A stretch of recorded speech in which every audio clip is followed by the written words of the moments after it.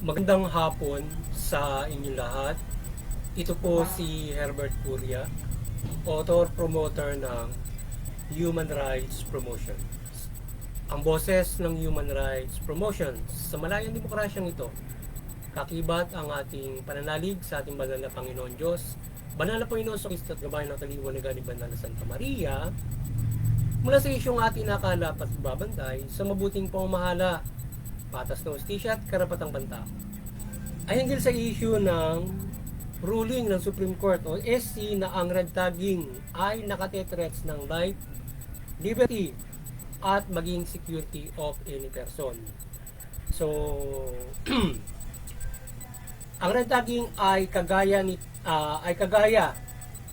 nito na vilification and labeling and guilt by associations ay maaaring maghabla ng writ of amparo sa korte upang maprotektahan sa mga agresor. So yun, ito yung ating tinungayang issue ngayon na kung saan ay yung ating Supreme Court ay binigyan ng proteksyon yung ating mga sambayan ng Pilipino laban doon sa red tagging na ginagawa ng mga ilang umaabuso sa ating enforcement o sa pamahalaan na kanilang nire-red tag yung ilang mga kababayan natin, particular yung mga aktivista, human rights defender at iba't ibang mga nagsasaboses sa ating pamahalaan na kanilang inililink ito, nire-red tag nila at inililink nila sa mga Reds o CPP, NPA, NDF. So ngayon ay ang ating Supreme Court ay nagdesisyon o nag-ruled out na ito ay pawang threats o ito ay banta sa buhay ng isang tao at ng kanilang kalayaan at ng kanilang seguridad, na kung saan ay marami yung nabibiktima ng red tagging na nauuwi doon sa abduction at saka killing, so EGK. So yan yung mabibigat na mga maaaring mangyari kapag ka na-red tag yung tao at napakarami yung napatala na ganun yung nangyayari sa mga nare-red tag o yung inililink sa red o pinag-iinalaan na sila ay miyembro ng CPP-NDF. So sila ay kasi para sinisiraan sila at yun ay yung paninira na yun sa kanila o paglilink sa kanila, akusasyon na sila ay mga link sa red ay nauwi sa pagpaslang sa kanila, pag-abduct at iba't ibang mga harassment at panghimasok sa kanilang buhay. Yung maraming harassment ang ginagawa doon sa nare-red tag. So, ang ruling na ito ng Korte Suprema ay ikinatuwa ng mga aktivista at ilan nating mga concerned citizen at ito ay maaaring magbigay ng basehan sa mga darating na panahon sa mga ganitong kaso o status na hindi patas na nare-red tag yun.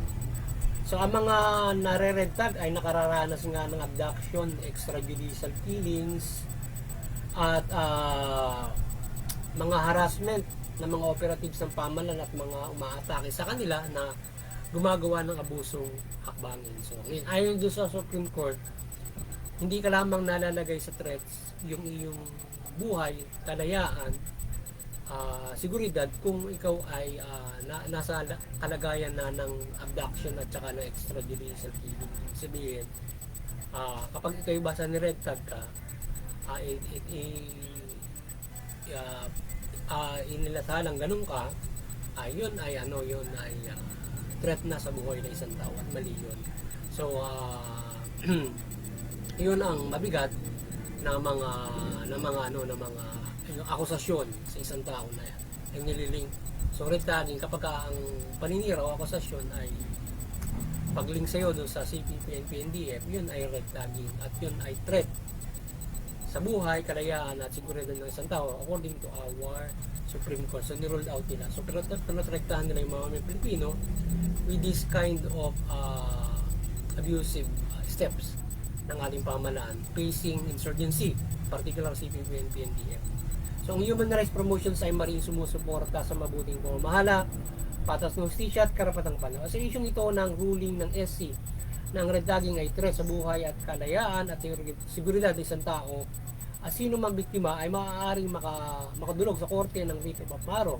So ating maring sinusuporta ng ginawang ito ng ang ginawang hakbangin at pagprotect ng Supreme Court sa mga nabibiktima ng red tagging. So yun, tayo ay sumusuporta sa ating Supreme Court sa kanilang ruling na ito na protektahan yung mamayang Pilipino against those red tagging o yung pag-accuse sa isang tao na mali, no, baseless na sila ay iniling sa red tag. So delikado. So dapat yun ay kasihan ng ating administrasyong Marcos at patuloy ng ating mga administrasyon darating at ng ating enforcement, AAP, PNP at lahat ng nasa enforcement.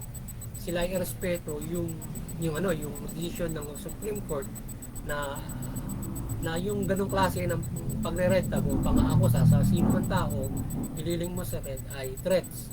So dapat ay at saka iwasan nila yung ganun na hinaharas nila at kung ano ginagawa nilang abusive steps in facing insurgency na mayroong mga aktivista na natatala na sila ay ini-EGK, ni-red tag muna tapos ini-EGK or i-APDA.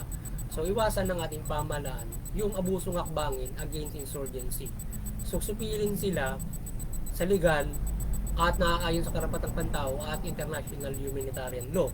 So yan naman ay yan din yung hakbangin ng kabila kung paano sila makibaka doon sa kanilang pinaglalaban. Pero may respeto din sila doon sa karapatan at international humanitarian law para may respeto nila yung civilian at maging yung mga nasa pamahalaan na AFP para sa kanilang pagbibaka. So dapat sila ay yan nga pinapagtibay na yung karil na sinasabi. So dapat sundin ng parehas na panig yan para hindi basta naglalaban doon sa ating hindi internal, hindi pagkakaunawaan sa ating pamahalaan, sa ating lipunan. So ngayon, kung dumating sa punto na yan at nagkaroon na nga ng armed struggle, so yung gobyerno po protekta para supilin sila. Yung ito naman, gusto nilang palitan yung gobyerno, sila yung mamahala. So siyempre ang gobyerno po protekta at yung mga nasa panig ng gobyerno para manatili yung kanilang interes. So ngayon ay yung demokrasya. So ngayon ay dapat pairali ng ating pamahalaan in pananatili ng ating demokrasya. Sinasabi natin mabuting pamahala na tayo ay namamahala ng mabuti na nirespeto yung karapatan na sino man at in facing insurgency yung IHL, yung lalo na yung karil na pinagtibay. So renta. Kaya nga ito ay malinaw na paglabag dun sa karapatan na sinasabi dito yung nakatetreten sa live security tsaka palayaan. So yun yung nalalabag sa karapatan ng mga nare-renta. So sana yung ating pamahalaan, AAP, PNP, all enforcement respeto yung ruling na yun ng Supreme Court at saka sila yung harapin nila yung insurgency accords to legal process and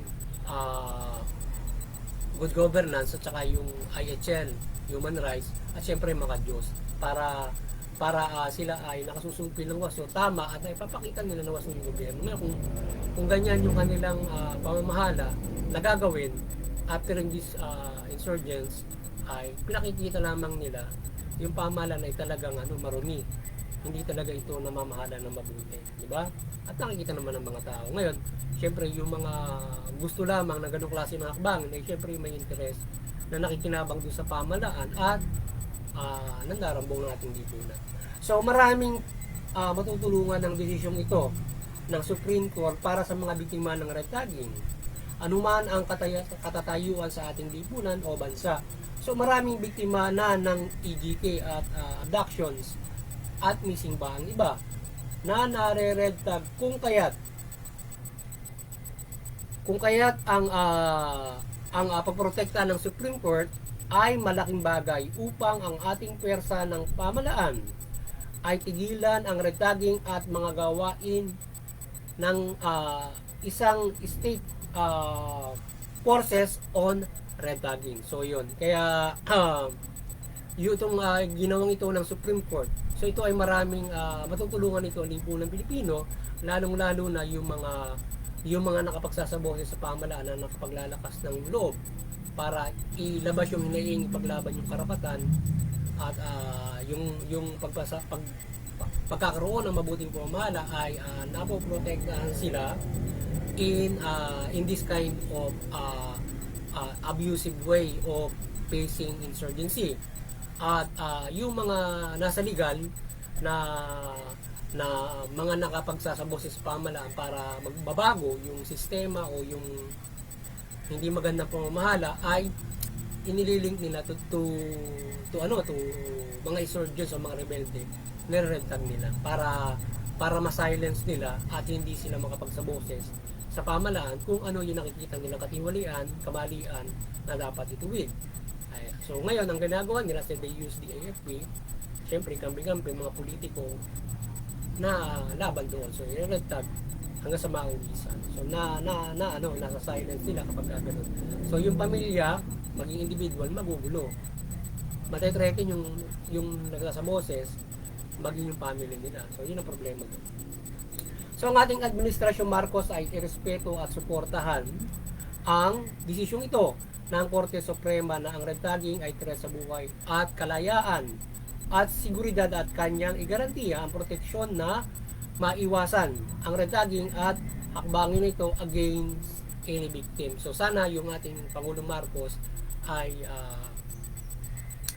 suportahan yung ruling na ito ng Supreme Court na siya ay in his administration he pays insurgency with good governance from implementing human rights, IHL, legal, any good remedy in facing insurgents. So kagaya nito, dapat suportahan niya na hindi nanggaganon yung AFP or sino mang mga politiko para maiwasan yung maling para maiwasan na yung mga tao ay kung sino-sino yung nabibiktima ng maling suppressions against insurgents. So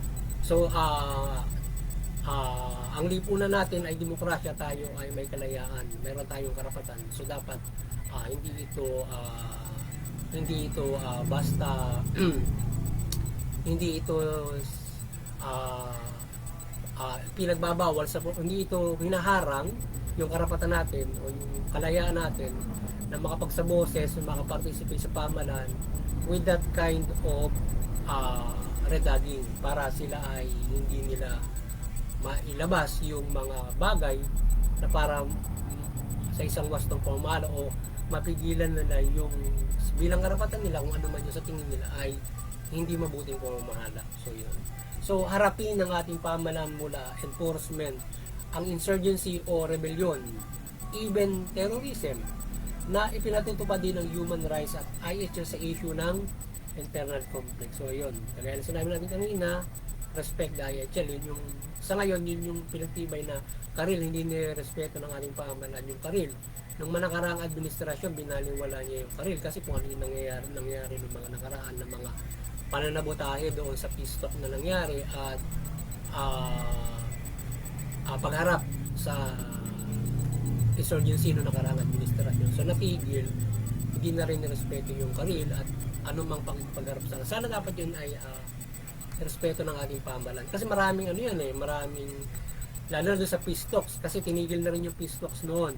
Aside from hindi nirespeto yung karil, yung peace talk tinigil na rin noon. So ngayon yung mga technicalities diyan sa peace talks nilalabag ng ating pamahalaan kagaya noong yung JASIG. So kapag kasi yung ating peace talk mayroong mayroong technical working group yan. So meron silang JASIG diyan para as per passes nila. So yun ay parang immunity. Sa isang halimbawa, isang rebelde. So yung isang rebelde, kahit isang lehitimong rebelde o nasa NDF, halimbawa ito ay bibigyan natin ng pass as JASIG, gagawin natin itong technical working group para doon sa ating peace talk para pag-resolve ng insurgency. So ito yung mga magpag-usap sa mamamayan kung papaano ang dapat na pag-resolve. So ngayon ang nangyayari, hinuhuli ng ating pamahalaan yung mga nandoon, yung may mga passes na yon. So yung listahan may listahan yan yan ay siyempre nasa pamahalaan yung listahan niya, maaaring na doon sa UPAP, or hindi ko lang alam sino ang kung nakangino yung seguridad nung Jasig na yon. So ngayon nagkakaroon siguro ng leak para malaman nila kung sino yung para ulihin nila, pero mayroong mga pasyon. So kung tutuusin, dapat siguro kung ganun, dapat ilathala na nila yun yung sa Jasig, para ito ngayon yung mga tao na na hindi nyo dapat ulihin. Ito ay pwedeng magpagala-gala dahil dyan sa technical working na ginagawa nila. So dapat nilalabag yun nung mga nakaraan. So sana kapag yung natuloy na yung, dahil para natutuloy na yata yung peace talk ngayon, respeto yung para magkaroon ng mahusay na pag-usap yung pamahalaan at yung CPP and BNDF to resolve the internal conflict. So ganun lang yun, dapat ang pamahalaan hindi titigil sa pagbubukas ng peace talks para makipag-usap. Mahina man ang pag-usad, at least ito ay nare-resolve. Kasi ang ginawa nila, tinapatan nila ng NTF-ELCAC. So tinatapos nila yung insurgency in different ways, mula doon sa mapayapang pag-uusap according to them, at saka to the extreme suppression o pupulbusin nila kapag hindi nakipag-usap sa kanila. Talaga namang doon sa kanilang kasi nagkaroon sila ng hakbangin ng mga doon sa NTF, may mga hakbangin kasi sila na tinidevelop nila yung halimbawa isang barangay, nakipag localized peace talk sila. Yung kung hindi sila kakikibid doon yung CPP and PNDF, pupulbusin nila kung hindi susuko. Pero susuko kasi nila. Hindi naman moto ng CPP and PNDF yun na sumuko sila. So ang kanilang pagbabalik loob sa pamahalaan ay accord doon sa proseso noong peace process. Kasi yung peace process, maraming way yan. Halimbawa, re-resolve mo yung economic agenda, political agenda. Kapag may process yun step by step, hanggang sa kagaya nun sa sa MILF at saka sa yung sa BARM. Meron process yun hanggang sa magkaroon ka na ng yung disarmament. Yun yung pinaka-final para magbalik loob. Gano'n kasi yung proseso mong pinapatulan ng CPP-NDF, hindi yung basta pasusukuin mo lang. Maglo-localize peace talk, sumuko ka na, bibigyan kita ng trabaho. Ganun sa gobyerno pag nagbalik loob ka. Hindi nila pinapatulan yun. Na pinapatulan nila yung sa malawakang peace process. Pagkatapos, may step by step. Solve muna natin itong economic and socio reform. Yan. Yung Almacacer, comprehensive agreement on socio-economic reform, political reform. Ganon yung ginagawa sa peace talk. So ngayon ay hindi kahit matagal dapat doon yung proseso, kasi kung doon sa local hindi rin mag-click yun. So ang mangyayari kasi doon, pagpapasukong talagang yung typical, sumuko ka, kung hindi pupulbasin ka namin. Ganun na kasimple yun. And then yun, may sinasabing pagpapaundan. Pero the thing is, hindi naman talaga totally nangyayari na dapat talaga yan ay it is from the national yung ating pagpapaulad na ito. Kaya nga yun yung nire-resolve doon sa pangkalahatan. Ano ba? Trabaho. Alam mo, sinasabi ng ating mga from the NTF, sige, bibigyan natin ng trabaho yung mga nasa local. Kayo, hindi lang naman yung CPP-NPM bibigyan mo ng trabaho, kundi lahat. So yung ating problema ng trabaho, buong Pilipinas, di ba? So yun yung gustong resolbahin ng mga CPP-NPM. Halimbawa, trabaho, usapin trabaho, at nasa ayon sa sahod. So ngayon kung bibigyan mo sila ng trabaho, yung iba wala. Di ba? Yun namang iba mga rebelde. So kaya nga dapat, kapag gano'n na, doon sa pinapisto, pag-uusapan nyo, economic reform, bigyan natin ng trabaho lahat. So nabigyan na ba ng trabaho lahat? Marami pang hindi. Di ba? So hindi rin magkiklik kung sasabihin mo, bibigyan mo ng trabaho yung mga pinasuko mo, mga NPA, mga NDF, mga CPP. Tapos yung iba, walang trabaho, laganap yung ating unemployment. Di ba? Milyon.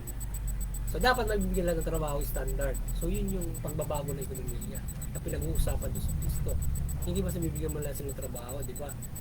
Dapat ikatwiran lang, hawak tayo armas para mabigyan tayo ng trabaho, di ba? Malinungan yung ibig sabihin, hindi yung dapat na maaaring makainggan nyo pa yung gagawin ng tao para bigyan mo sila ng trabaho, di ba? So, mali. So dapat ito ay resolbahin natin ang pangalan. Ngayon ay nirerespeto natin yung hakbangin ng ating pamahalaan ng TF, but the thing is, hindi sa tingin natin ay hindi yun magiging epektibo kasi nga yun na isang normal na ano lamang na pasukuin mo tapos pulbusin mo o kalabanin mo tapos gumagawa ka ng hakbang mo para syempre mag-development, makatulong ka rin yung development yung ating AFP tsaka PNP. Pero yan kasi ay yung kaunlaran trabaho ng yan ng ating lokal at saka ng ating national. So yun kaya nga ang gawa nila, importante yung lokal para doon sa development. Pero hindi lahat nila ang sinasabi na yun ang mga infected area, kaya halos lahat ng mga Pilipinas may MTA, di ba? At saka pati yung pagbabago ng ekonomiya hindi doon sa ganung klase, di ba? Pangkalahatan kasi yun eh. So we pray our government abide the SC rules and human rights to live safe and peaceful nation. So yun. So sana ay ating dalangin na yung ating gobyerno ay sundin yung suportahan yung ruling ng SC, yung ating administrasyon, yung enforcement para maging hindi sila umabuso. Hindi sila umabuso dun sa kanilang pag-after ng pag-after ng insurgents o pag-suppress ng insurgency. So dapat ay daanin nila ito sa isang wastong hakbangin o mabuting pong mahala by implementing the legal ways, the IHL, the human rights, yung mga ganung mga bagay. So ngayon ay kapag sila ay halimbawa yung pumpun na libo na paano mahanapin yung PNP na halimbawa from the civilian to the armed group, di ba? Sabi mo sino kaya rito yung tapos pag may boses sa pamahalaan ay baka ito miyembro ng EPA ito. Di ba? At hindi lang sa ganun sa paghahanap ng ganun ginagawa nila yan. Kasi kapag ka nagsaboses ka para ma-silence ka, ililink ka nila ron. So magkakaproblema ka na. Di ba? So magiging tingin sa tao rebelde ka, terorista ka. So yun, hanggang sa mas naging severe na yung sa'yo kapag patuloy ka, di ba? So yun, at saka lalo siyempre yung mga ano ba, kagaya nito, nagpo-promote tayo ng human rights. Baka obvious naman kapag ano ba, nilinkan ng kung ano, di ba? Nagpo-promote ng human rights yun para nagkasabones ka. Kapag narentag tayo dito sa mga ganitong ginagawa natin, obvious naman, di ba? Na paninirang puri na, di ba? Mga ganun. Ay daming kagaya natin ng sabones ng human rights na ganyan, di ba? Napaka-obvious, bilang kang gagawin. Di ba? Lalo ba, tas kapag ikaw ay nagmamalasakit ka pa sa ating lipunan, itong ating ginagawang pag-promote ng human rights, good governance, tapos mayroon din tayong pag-promote ng human rights on insurgency na sumunod yung magkabilang panig dyan.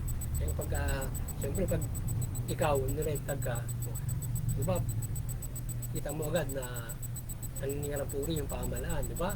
Mula enforcement o sino man. Di ba? Mula barangay hanggang sa pinakamataas. Kaya naging human rights ka lang yan, di ba? Kaya malinaw may mga ganun. Kaya sa boses may internet, lalo mga may internet. So malaya ang nakapag sa boses na ganun. At saka, ano ba, nasa boses ka sa yung malaya ka, halimbawa sa isang freedom park, mga ganun. So yung mga ganun kasi kapag minsan na grupo, diba? So yun, maliwanagan ng ating ang ating bansa ng Banal na Santa Maria mula pamahalaan at mga miyembro Pilipino. So yung pamahalaan mamahala ng mabuti, matuwid, patas ng hustisya, tugunin yung karapatang pantao. At yung Lipunan Pilipino, sumunod tayo dun sa pamahalaan. Suportahan natin yung mabuting pamahala, human rights, yan, good governance, yan, fair justice. Sa gayon, tayo ay makapamumuhay ng mapayapa. Kung mamumuhay tayong mapayapa, mapadali yung ating development, yung ating kaunlaran. Mapayapa, masagana tayong mga pamumuhay. Ito ay isang hakbangin, ang pagsub natin sa pamahalaan, na tayo magkaroon ng kaligtasan spiritual hanggang sa ating sundin ng lubos yung mabuting balita para tayo ay magkaroon ng kaligtasan spiritual. Kung saan ang mabuting balita ay binabalangkas dito na o aral ng ating banal na Panginoon Diyos, sumunod din tayo sa pamahalaan. Hindi yan ay kasama sa paggawa natin ng mabuti, ang pagtalima natin doon sa pamahalaan. So yun, magandang hapon sa inyong lahat at sana napagsabuhay naman ang human rights promotion sa linggong ito hinggil sa usapin ng karapatang tao na ating tinungayan at pagkakaroon ng mabuting pamahalaan at pagpapahiran nga ng ating mga namamagitan. So yun at objectives ng ating promotion. Magandang hapon sa inyo lahat at God bless you.